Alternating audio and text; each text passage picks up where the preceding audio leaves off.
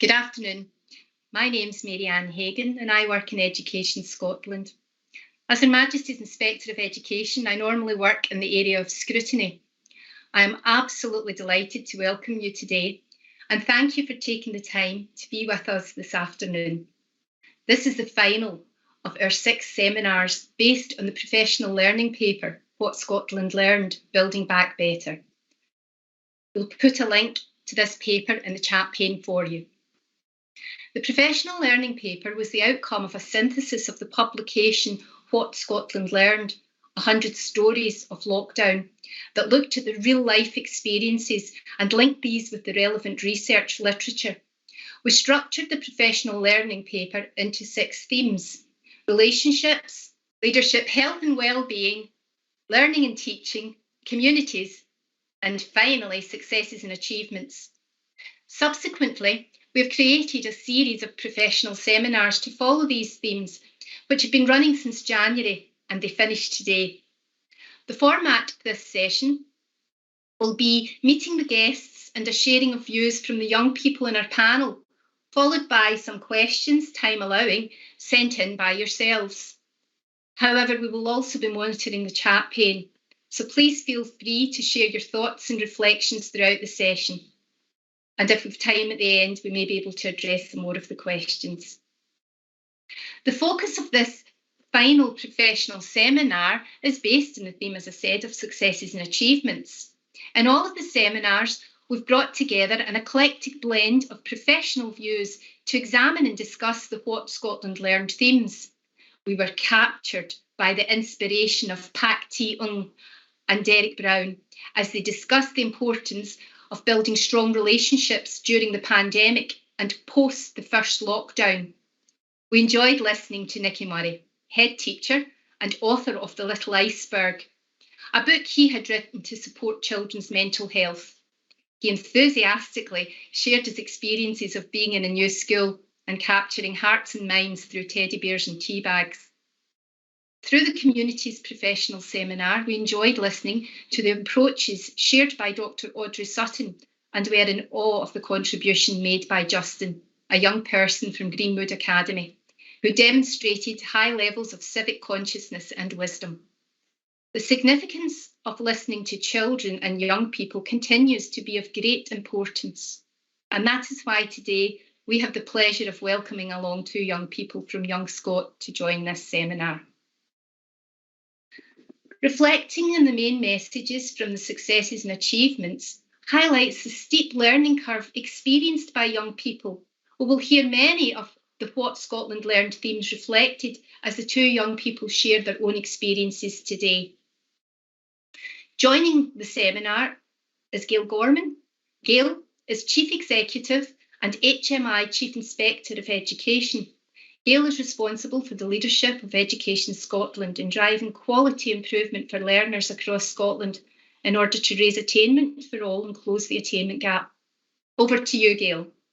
Thanks, Mary-Ann, and good afternoon, everybody. Thanks so much for joining us today, particularly at the end of a busy week, a busy Tuesday and a long school day.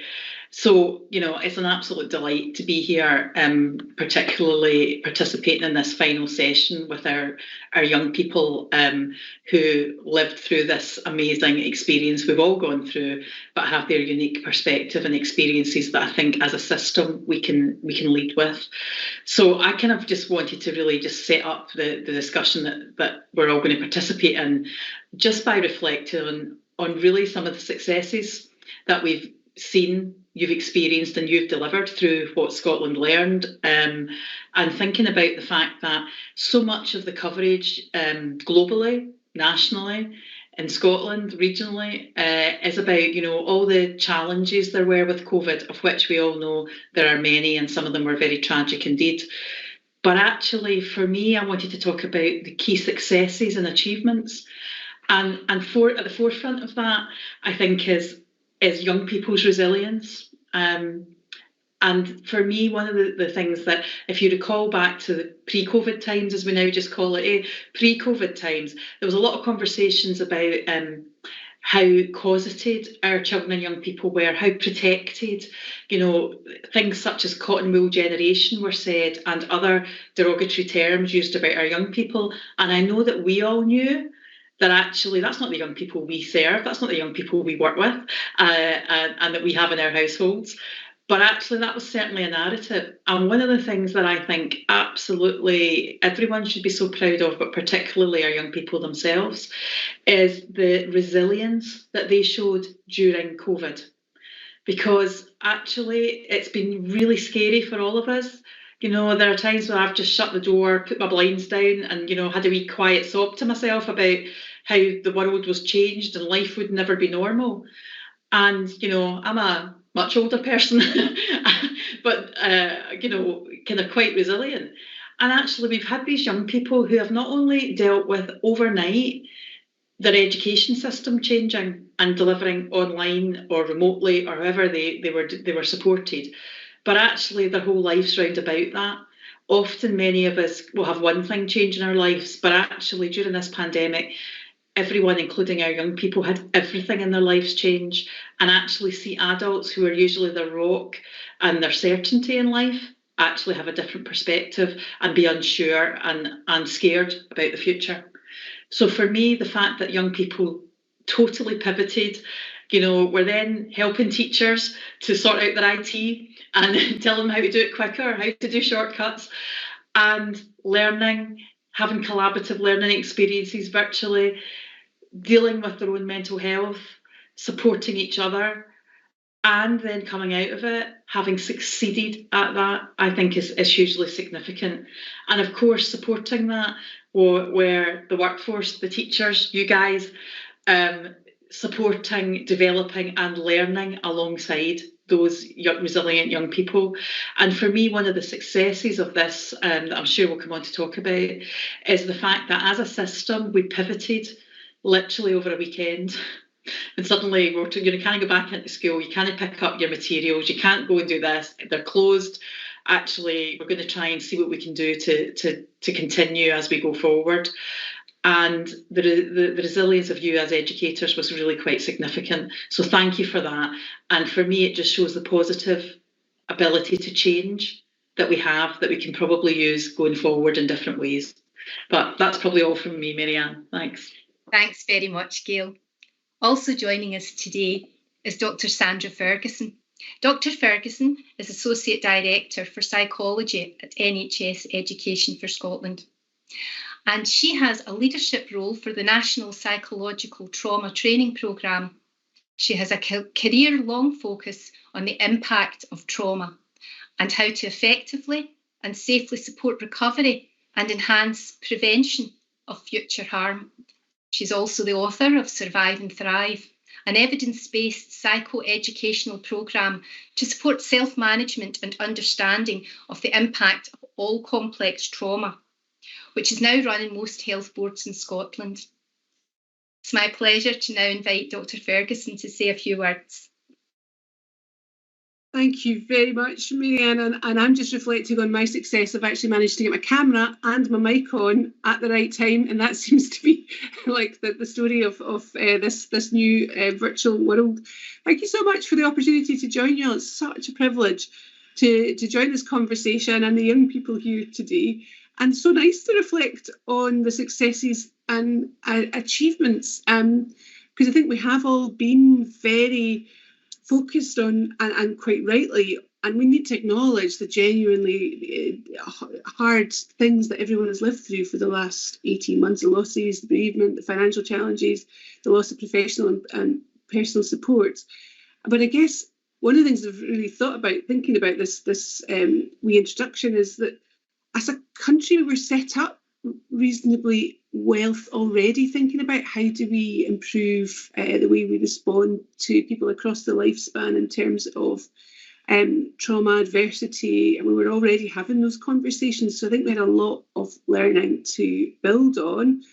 And I guess what's definitely emerged over the last while, particularly in the scientific literature, is the old adage, we're all in the same storm, but we're not necessarily in the same boat, that the impact of this has been very variable about lots of different people and far more individualised and nuanced. And it's taken me to really thinking about some of the really central things that we think about in terms of people recovering from adversity and traumatic experiences.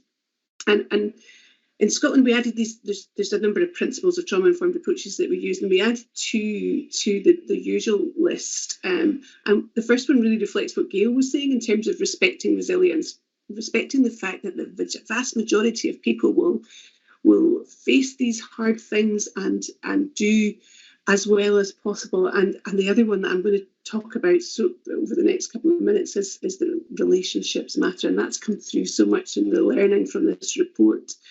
And absolutely central to what we know is that positive relational experiences are far more predictive of long-term outcomes, of short-term outcomes, than the negative events that we face. Social support that we offer in any kind of context is the best predictor of better outcomes. And I think that relational approach that weaves through all of the things that I've read, thinking about this, and the really valued partnership I've had with Education Scotland over some of the work that you're doing around nurture and connected and compassionate classrooms, and all of the work around One Good Adult and GIRFIC, just really is such a strong building block to build on in terms of going forward. Now, that's not taken away from the fact that some children and young people will need access to specialist services. We need to get the right services to the right folk as quickly as possible. But so much can be achieved, and you see this coming through in all of the things that came out in that report in terms of positive, curious, compassionate connection, and what we often call in our team real relationships, so badly spelled REAL relationships, and how that is at the heart of what will take us forward, going forward with all of that. And that collaboration and support for each other, for the kids and young people that we work with, and thinking about how we do both. And I was really interested in that, learning about self-regulation and how that's come through and how we do that for ourselves as well. So, we've focused a lot on PPE going into this experience. And I suppose just my last phase is thinking about the emotional PPE, that we all need the self-care, the kindness, the connection. And that's the stuff that I would really hope is the things that we can take forward as a success in those connections between, and those collaborations that came through between us. So thank you very much, and I'll pass you back to Mary-Ann. Thank you very much. Thank you. I'm also delighted to welcome Kirsten Arkitz. Kirsten is the interim CEO at Scotland's National Youth Information and Citizenship charity Young Scot, familiar to a lot of you. The charity supports young people to make informed decisions and choices in order for them to access opportunities and have the ability to shape services and decision making in Scotland. Kirsten, would you like to tell us a bit about your role and share some of the findings from the Lockdown Lowdown survey? Thanks so much. Hi, everyone, and thank you so much for inviting me to participate in the session today. I suppose as the COVID-19 crisis began to unfold, it became apparent quickly that the young people were going to be one of the most affected groups, and the impact on young people's lives has already been enormous, and the full extent of that impact is yet to be realised. But we know that areas such as education, employment and well-being were kind of key areas of concern. However, we also know that for some young people, there have been some positive moments that have impacted their lives. And really, to ensure that young people don't become a generation negatively defined by COVID-19, it's vital that any kind of new approaches fully meet their needs, regardless of background or status or stage of education or employment. And we can only really achieve this if young people are at the heart of any kind of COVID recovery process and building back better, the theme of today's event.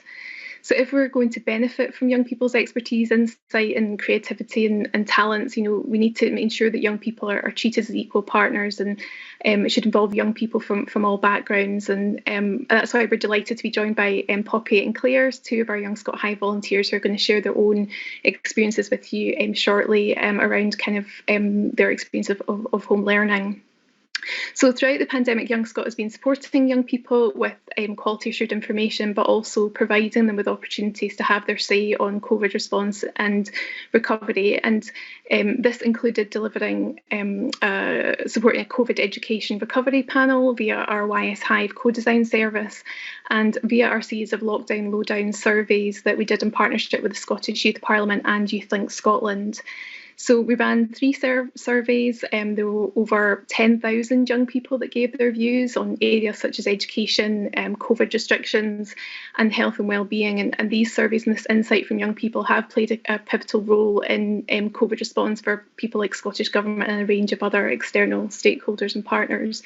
And I just really wanted to flag a few areas that young people gave us as insight in the last survey, which was released at the end of July, where we had about 2,500 respondents. And this is at a time when respondents had returned full-time face-to-face secondary education, and they're substantially happier with their educational arrangements than those in kind of blended or remote learning. When asked if they were happy with the way they were being taught, the majority of respondents said yes, that they were attending in person, around 85%. Respondents who are undertaking blended learning were also mostly happy, around 60%, whereas 38% of those doing distance learning were maybe less happy with this method. But respondents mostly described a preference for learning in school as much as possible, with some describing their difficulties learning from home environment around an opportunity to socialise and meet up with classmates. And one young person told us that they learn best when they're with other people and with their teachers. And teachers were also described as demonstrating support and understanding around the difficulties of the COVID pandemic, and that they'd been supportive in regard to how results, for example, were impacted. One young person told us that they feel that the teacher assessment of grades would be fairly delivered because they understood that we've tried our best during distance learning. Another young person told us that my teachers have been open about what level they think my work is at, giving me confidence that my work will be fairly graded. So from our work supporting the COVID Education Recovery Panel, young people also acknowledged that there were lots of positive moments and opportunities of lockdown. So many discussed the positives from being in a more comfortable environment, having the flexibility to move around, go on walks. They also mentioned the home comforts, such as having pets nearby and music playing as a welcome change. They spoke about the benefits of spending more time with family members and feeling a sense of community during lockdown. And similarly, they discussed an increased sense of gratitude and more independence and flexibility, and having different ways of learning on offer and accessibility of opportunities. And this is along with honing important skills, practical skills such as digital confidence, time management, and acquired skills in the form of resilience and independence. Some also noted that they felt less awkward engaging with teachers this way, as they could message and email them directly and not have to speak out in class. And many of groups felt like teachers were doing their bit to support their mental health by checking in occasionally and asking how they were getting on. And so there's a real opportunity to build on both the positive and challenging aspects of young people's experiences of education over the last 18 months. The insights that I briefly talked about just now are just a flavour of what young people have told us, and the richness shows why it's vital to keep young people at the centre of those conversations about their futures. And so to that end, we are delighted that we've got a couple of our volunteers with us here today, and I believe I'm going to hand over to Poppy. Thank you. So hiya, my name is Poppy, and today I'll be giving a talk on my perspective of online learning. Before I talk about my experience of online learning, I'll give you a brief description on my background and my general experience of being in lockdown. At the moment, I'm in S3 at high school and was halfway through S1 when lockdown started. I am 14 years old and I attend Bowery High School in Fife. I also have a twin brother who kept me company through the lockdowns. Some of my interests are swimming, tennis, netball, athletics, music, art, baking, and anything related to STEM, especially science.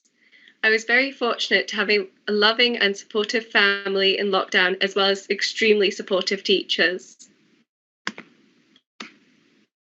My general experience of lockdown on the whole was positive. Although at times it felt strange not being able to meet friends in person and not being able to travel far, it had its benefits. Like, for example, I discovered loads of new walks and even hidden caves that I didn't know were even 5 minutes walk from my house. When trying to stay fit in lockdown, I struggled at first because before lockdown I used to swim competitively, but I soon found a love for running, which resulted in me managing to run my first ever 10K, which gave me a huge sense of achievement. This inspired me to keep running after lockdown. Joe Wicks, alongside other fitness coaches, also helped me and my friends to keep fit without needing much space and good weather. A few activities I found extremely useful in the summer were tennis when it was allowed, as it was a great way to socialise and still social distance, alongside outdoor swimming, which I don't think I would have done if it wasn't for lockdown. In lockdown, I discovered lots of volunteering opportunities that were now available to me because they were online. Volunteering helped me to meet new people and gain new skills, which in turn really helped me to cope mentally with lockdown. My hobbies, especially art and music, helped me to relax, as well as baking Zooms with friends that always ended up with someone getting chocolate all over their kitchen. Myself and my friends also played online games, like Among Us, to keep in touch, as well as using social media. Lockdown helped me to get to know some of my family better that lived in Canada, as we enjoyed doing weekly Zoom calls with a Kahoot, but usually ended up with someone protesting the answer was wrong, especially when it came down to whether a Jaffa cake was a cake or not. Now I'll talk about my general experience of online learning. My school uses software called Microsoft Teams, which we are using right now, which was super beneficial in lots of ways, like being able to know when assignments were due and being able to ask a question which both a classmate or a teacher could answer. My school also used Strava, which often got very competitive, with both teachers and pupils competing against each other to do the most amount of activity in a week. I enjoyed having weekly clarinet lessons, as well as Teams meetings, which went over the work we had to do, or were just a general check-in with pupils. Some of the main positives of online learning were the speed that I could do my work at, because if I didn't understand something, I could spend more time on it. And on the other side of the spectrum, if I did understand something, I didn't have to wait to move on to the next task. One of my favourite things about lockdown was the fact that I had control over my own schedule, which meant I could eat whenever I wanted, as well as stay in comfy clothing and get to make the most of sunny weather during the middle of the day by doing my work outside. It also came in handy when we experienced a few days of snow, because it meant I could spend the day having snowball fights and sledging and enjoy the evening bundled up with hot chocolate finishing my work. Another pro to online learning was the fact that I didn't have to worry about packing my school bag and making packed lunch, which gave me skills in making hot lunches and fluffy omelettes. One thing I found in lockdown was if I did my activity in the middle of the day, just before lunch, it meant I could concentrate a lot more in the afternoon and worked a lot more efficiently. Some personal skills I gained from lockdown was time management, independence, perseverance, digital skills, and to be grateful for everything I have, like my family, friends, teachers, swimming pools, key workers, and life in general. I also learned about lots of different ways to cope with stress and how to take care of my mental health, as well as ways to stay organised. In terms of things I'd like to see continue after lockdown, are schools continuing to use Microsoft Teams to put dates on for homework and also for pupils to communicate any problems they may have. I would like for there to still be an option to sanitize your hands and desks, and I would also love for there to be an effort to make sure that every young person that goes to high school has a device available to them, as I believe that technology has the power to connect people as well as teach them new skills. Finally, thank you so much for listening to what I have to say, and thank you so much for this excellent opportunity. Thank you, Poppy. Thank you so much for taking the time to do that and share your experience with the listeners today. That's really appreciated, and you captured a lot of what's already been spoken about so well, putting it into your own real life context. It's a pleasure now to invite Claire, who's also going to share her experiences today. Thanks, Claire. Over to you. Hi, my name is Claire and I'm currently an S6 pupil at Dean's Community High School in West Lothian. I live in Livingston with my mum and dad. I'm someone who always likes to be busy both inside and outside of school, doing things such as dancing, cheerleading, leading science club, coaching and volunteering with various organisations. This all stopped when we went into lockdown, which was a bit of a shock to the system. I went from seeing my mum and dad some days for only half an hour in the car because I was so busy, to being with them both 24 hours a day, every day. It was good to spend some family time together, and at first it was great to have a bit of a break. I'm a planner, so when I was in S3 thinking about what subjects I wanted to take and how the final 3 years of my time in school would look, a pandemic was definitely not something I'd thought about. But living in a pandemic has definitely taught me to be more adaptable, and if something doesn't turn up the way I planned, it's okay and it won't be all that bad. In some ways, the first lockdown was quite exciting. Nothing like this had ever happened before.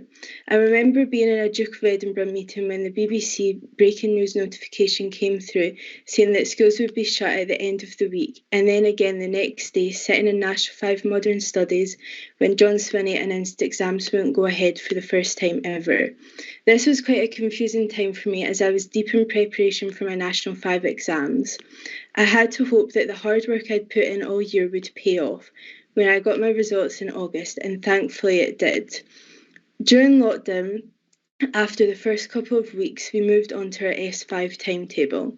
Starting 5 hours alone at a computer screen in my bedroom wasn't exactly the way I'd thought the first weeks of my second last year of school would go.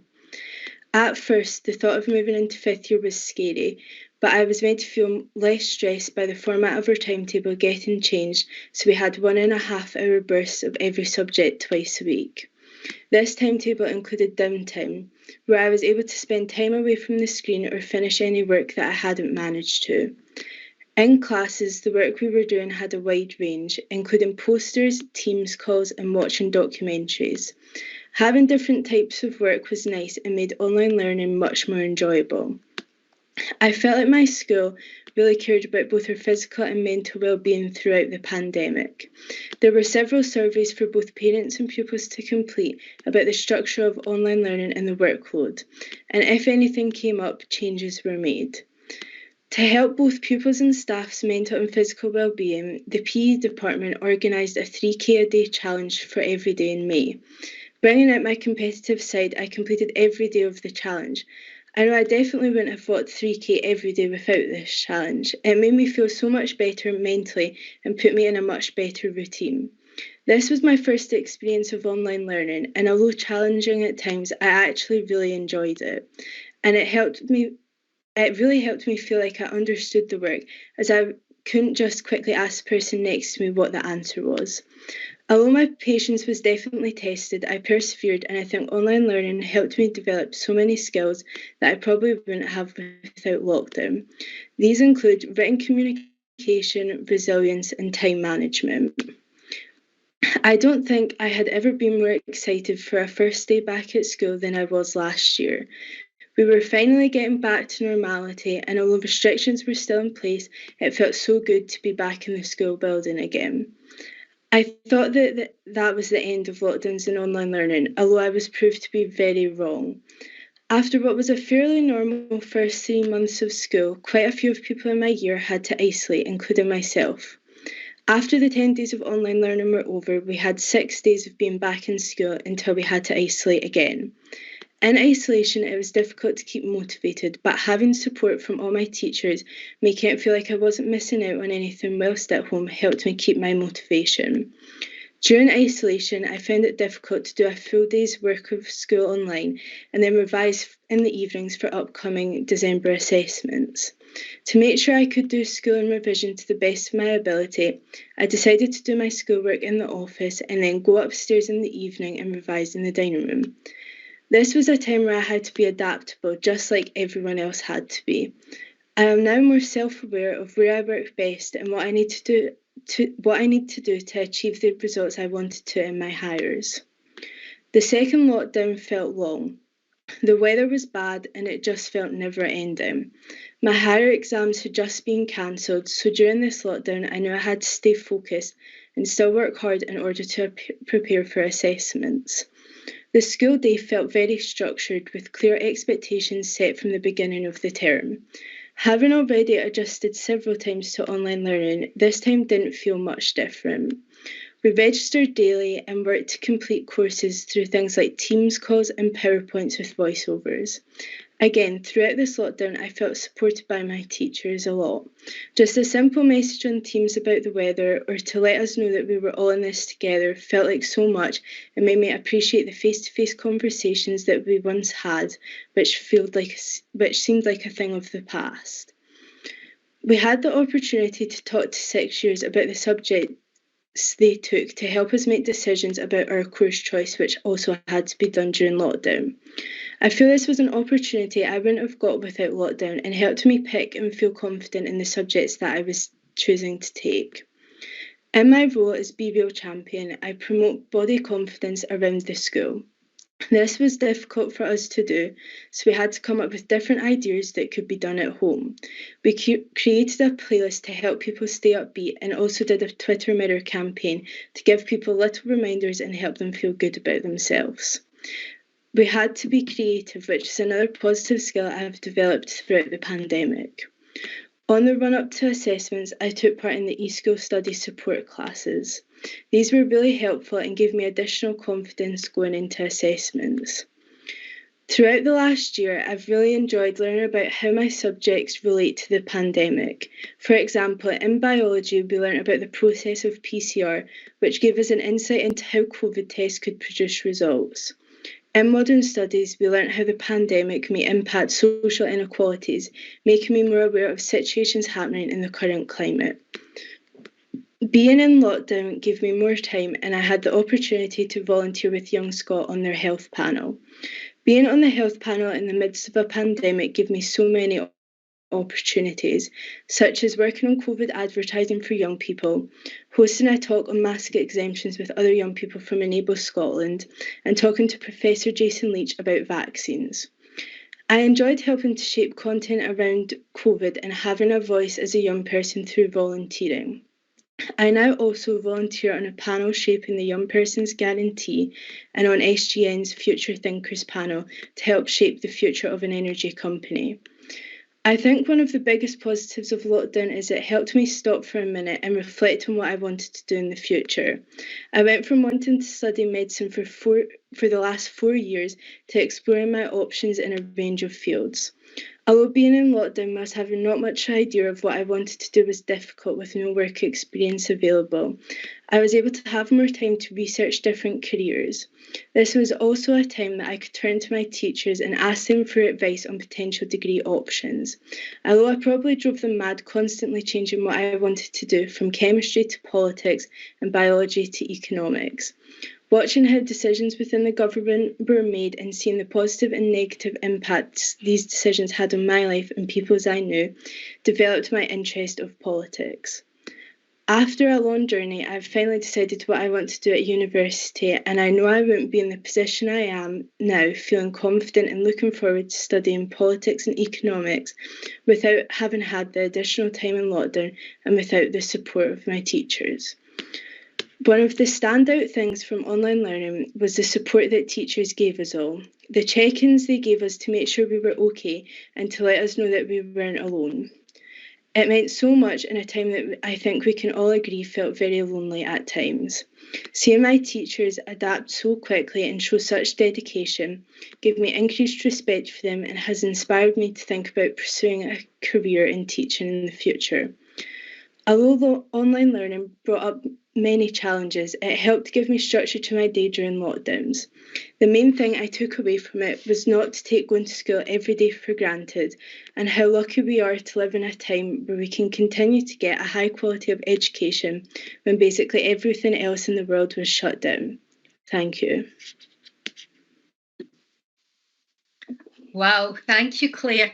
You said absolutely so much and covered such a lot in your share there. I'm sure you touched a lot of people that was listening with your honesty and, you know, your experience there. And me listening again, I was hearing about the power of those relationships and the impact of teachers, which, as we know, can never be underestimated. I'm conscious of time here and going to actually ask Noreen. Noreen, can I invite you to come in with one of the questions for our panel, please? Yes, certainly. And this question kind of mirrors a lot of the things that the young people said to us.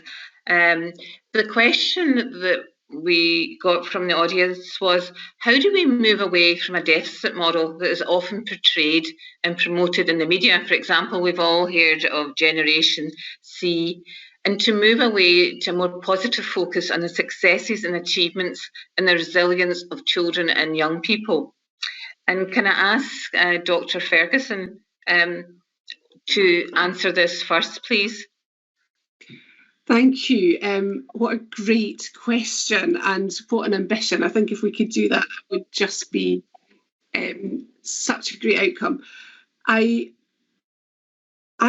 think my own solution to this is to focus not so much on the challenge that we have, but on the solutions which we do know about. And I think one of the things that Education Scotland's done really well is the way that you have focused a lot of your solutions on in a strength-based way. So my project's called a trauma training, and I think that's about the problem. And actually, what we want to do is think about the solutions and the solutions that are inherent in the work that you're doing around relational approaches and nurture, just incredibly important. And I think that's what we need to really help to emphasise. You know, how much more is predicted by those sort of positive opportunities that can run alongside really difficult things. Now, I'm not saying that it always balances out, but the power of balancing that out, and I think if we can get that narrative out into our understanding, so it's not about what's it's not, you know, that we can rebalance it a little bit, if that helps. Yeah, no, that really helps. And it's all building, as I say, on what the young people say. Gail, are you able to come in just now? And I know this is something you feel quite strongly about as well. I was just adding my admiration to Poppy and Claire for that really, really insightful input. So for me, I suppose some of it is about how we change that narrative. You're right, I do feel really strongly about it, that often the media narrative that runs is about negativity about young people in general, not just to do with education. You know, you have to see this narrative about the youth of today, and yet our lived experience is wonderful people like Poppy and Claire. So for me, I think there's a role for us as educators in our different schools and settings and national programme to actually make sure that there are opportunities like this, and that actually more people hear directly from young people, not mediated through, you know, my voice or someone else's voice or the school's voice, but actually that because the proof for me, I think, of young people's brilliance, resilience and creativity is best shown through them. So I think the work everyone's working on now in terms of children's rights, young people's rights with the United Nations Conventions on the Rights of the Child, if we get that right, then actually we'll have more young people leading decision making, and therefore the negative narrative will be exposed as being a myth, because we'll have wonderful young people talking about what they do, how they volunteer, how they're involved in sports, how they engage their community, and that will change the narrative. So for me, it's about getting more of young people's voices and giving them the confidence and the opportunities to speak directly, because when you see it as we have tonight, it's pretty hard to have that negative mindset about a generation who actually have responded so positively. Thank you, Gail. Kirsten, can you come in now on the question? I know you feel strongly about this too. Yeah, absolutely. I mean, I would just echo a lot of what Gail's kind of said. I mean, I think that we've all kind of, we've heard directly from young people, and that kind of power and the kind of the emotive response that you have to that. I think it all kind of inspires all of us around making sure that young people's voices are kind of front and centre. And I think what is important for me is that it's important to hear the voices of young people, but it's important to then really listen to what's being said. And I think that accountability piece for all of us, which is around, right, we're listening, what does that then mean in terms of, you know, kind of approaches moving forward? And I think that for lots of our volunteers, Young Scot volunteers, the reason why they get involved with us is they want to make a real difference and they want their voices to be heard. But that's not just to have their voices heard, it's actually so to make a difference and to make a change. And I think that, you know, there's lots of positives, as we've heard, about young people's experiences, and actually the kind of golden thread that's run through a lot of that has really been around well-being and, you know, emotional well-being, which we've heard as well. So I think absolutely kind of advocate for making sure that we continue to have more opportunities for young people to speak directly to decision makers, to be at the table when decisions are being made, but that we as kind of stakeholders and professionals and practitioners are held to account to make sure that those kind of the wishes and the views of young people are taken into consideration as we kind of move forward. Thank you, Kirsten. And no one listening to Poppy and Claire would doubt that, how important it is to involve young people. So another question that came from the audience was, what significant changes around successes and achievement have taken place during the pandemic that we need to take forward to support the idea of building back better? And it's building back better is kind of stronger and fairer. So Gail, could you answer this question first, please? Okay, I'll have a go. So for me, I think that it's about thinking about how we personalised learning. Listening to both Claire and Poppy, they talked about what worked for them. And I think something we did as teachers during the pandemic was that we were much closer, not physically, but through a virtual means, to our children, young people, their homes, their families, and, you know, whether it was the dining room or the bedroom or wherever people were online from. And I think it just brought much more of a realistic picture of our children and young people and how and the conditions that they live in. So I think that was a real strength. And for me, going forward, building back better, it was maybe a really good example of that personalisation. The other thing, just a couple of quick things, I think the feedback from the work of Young Scot and also some work that we did talking to parents and to children and young people was that they liked kind of the access at different times, as both Poppy and Claire referenced there, is that, you know, that kind of Timaeus at the time of need learning, so they could revisit learning, recorded lessons that they didn't understand, they could revisit concepts, they could sit with their mum and dad or whoever and talk about it if they seemed to have really resonated. So I wondered about what of that can we keep that allows, you know, that blended learning, even though young people hopefully are in school. How can we not lose what young people really said they valued, was that access and the ability to revisit learning and revisit the teaching at a time that suited them. And for me, of course, it also was just people gaining confidence in ICT. For years, I've been a big champion of the use of IT. And to be honest, in education, it was like pushing a big rock up a hill. And we could never really get to the top. We get 3/4 up and it would roll back down because there were equipment issues, there were connection issues, all the things. And actually overnight, everyone in the system overcame that, and our young people taught us. So I think we need to build on that and take it forward even stronger. Thanks, I'll leave it there. Thank you so much, Gail. Dr. Ferguson, and any points about building back better, kind of stronger and fairer? It was really interesting. So 3 things that I wrote down as you were asking the question, and I think Gail's probably picked up on all of them, were flexibility, opportunities for collaboration and the opportunities that are afforded by IT, and the evidence that we now have that there's lots that we can do to make IT work for us. But also is that able to, you know, I guess for me, as somebody who's working in health, being able to join you today and listen to this amazing conversation, I'm totally inspired by the 2 young people we heard. It was so amazing. You know, these are these collaborative opportunities that we can break down and learn from each other and learn what's going on, what great projects are going on and what work's going on and how we can all sort of cross over, because we're all ultimately working with the same old humans across the whole place. You know, so it's how we can do that, and that flexible approach that we can think much more about what individuals need. So that's I probably just entirely repeated, but hopefully emphasised the stuff that Gail's already flagged. Yeah, no, that's really helpful. Thank you. Kirsten, anything you would like to add?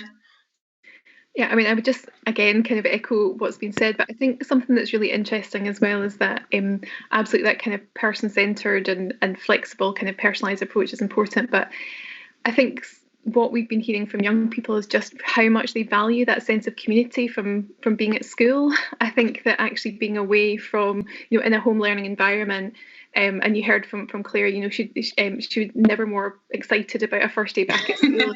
I think we shouldn't underestimate, you know, what in terms of building that better, it's also about the things that, you know, we've learned to value as part of, you know, particularly for young people. And I think that bit about the relationships, whether it's with peers or with their teachers, is so valued in that kind of face-to-face capacity. So being part of a community, being part of a school community, I think is something that, you know, none of us really want to take for granted anymore. You know, we've kind of seen what happens when you don't maybe have that to the same extent. So it's taking the kind of good bits from the digital approaches and blended learning approaches and some of the advances in ways that we operate, because actually for many that became a more inclusive way of getting, you know, of participating, like we've heard, but actually not to lose that sense of what school means to a young person as well. So.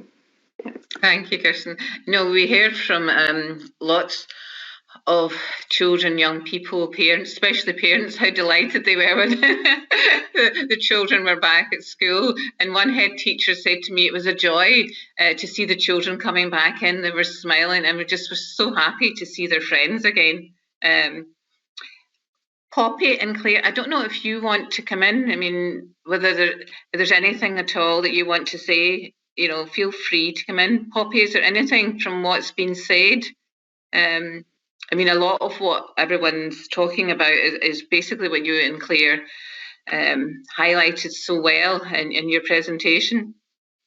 Yeah, I definitely agree with everything that's been said.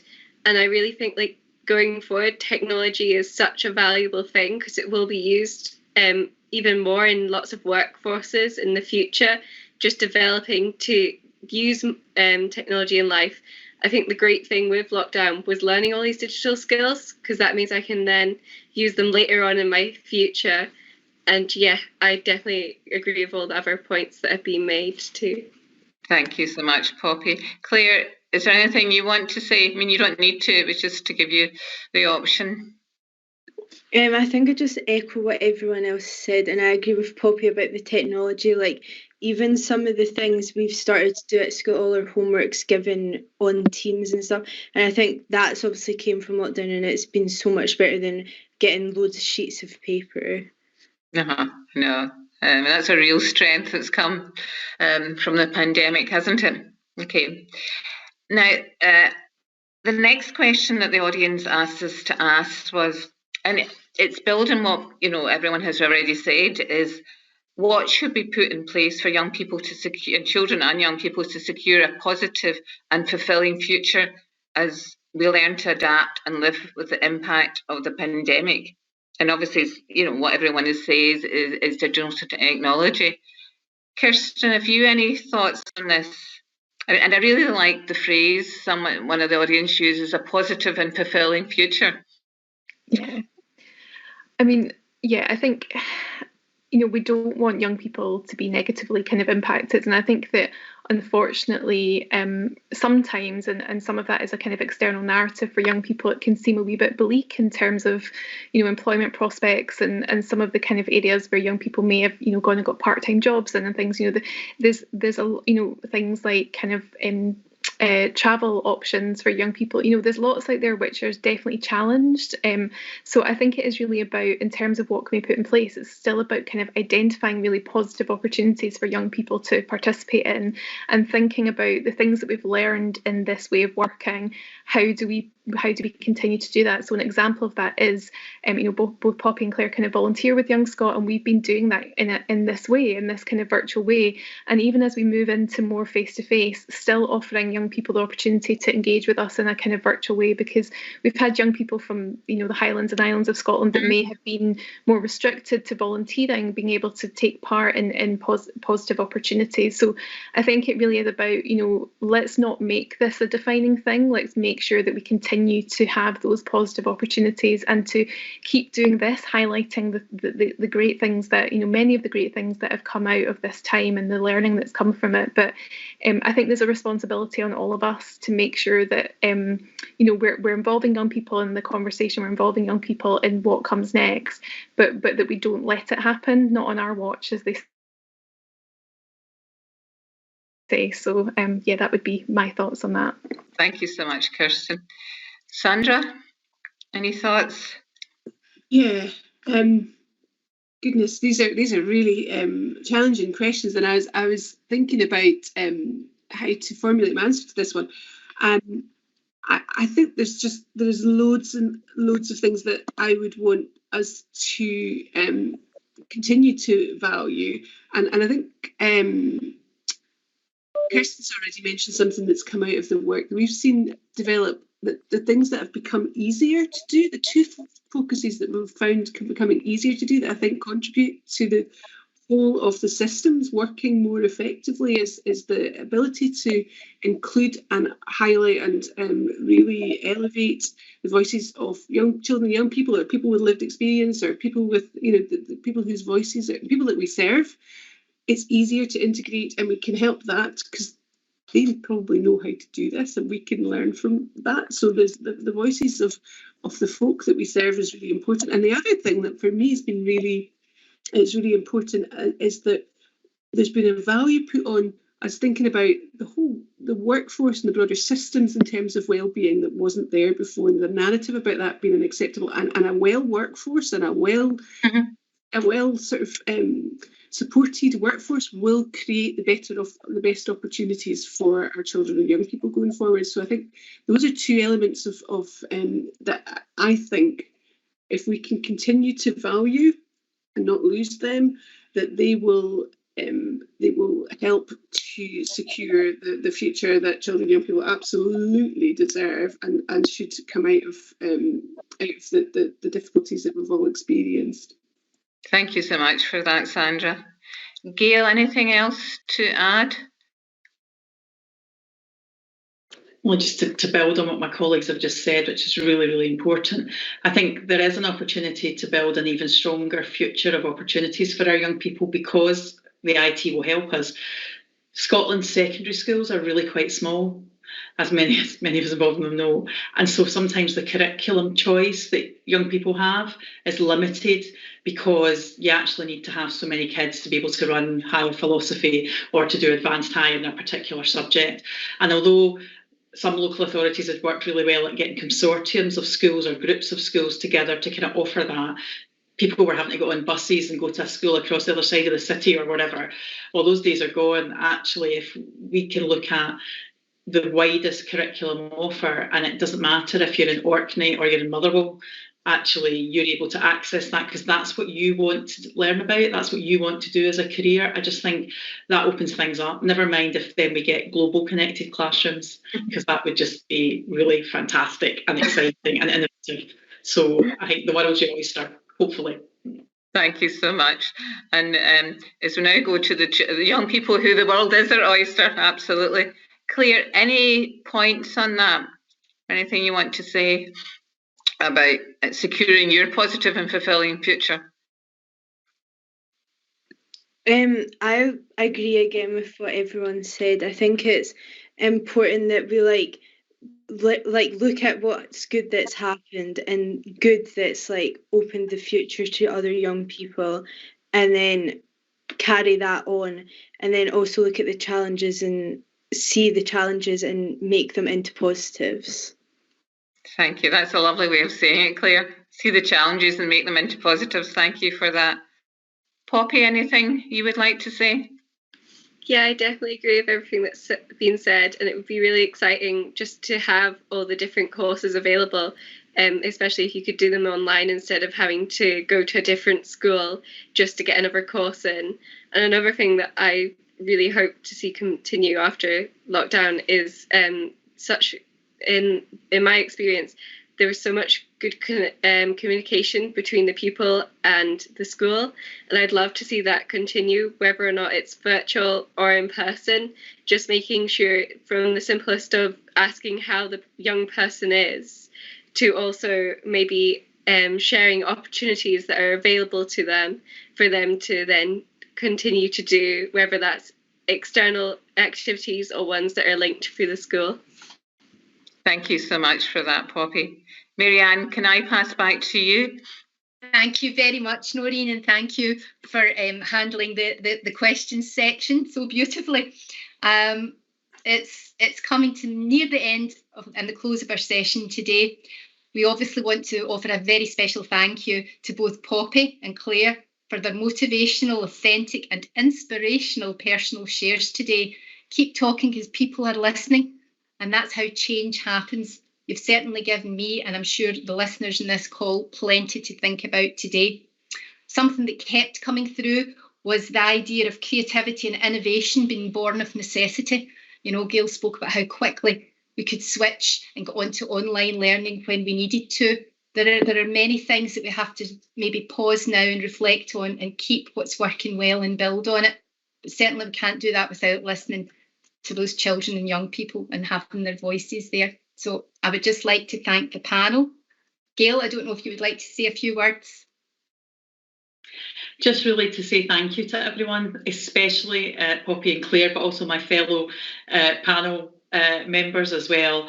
Just really lovely, inspirational end to the day, and really gives us food for thought about what is working well and what Scotland did learn. So many thanks to everyone, and also thanks to you, Marianne, and to Noreen for the whole series of events, as well as today and the work that lay behind it. So thanks all, and thanks for helping us learn even more. Thank you. Thanks, that's great. Just one thing for people to do is, if they don't mind, filling in the evaluation form that's on the chat pane, or clicking on the slide if it's on there. Thank you. Thanks to Susan. Thanks to our entire group for what Scotland learned. And I'm not going to go through you everybody. They know who they are.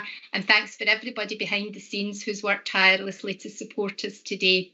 So enjoy your evening. We're on time. Thank you so much.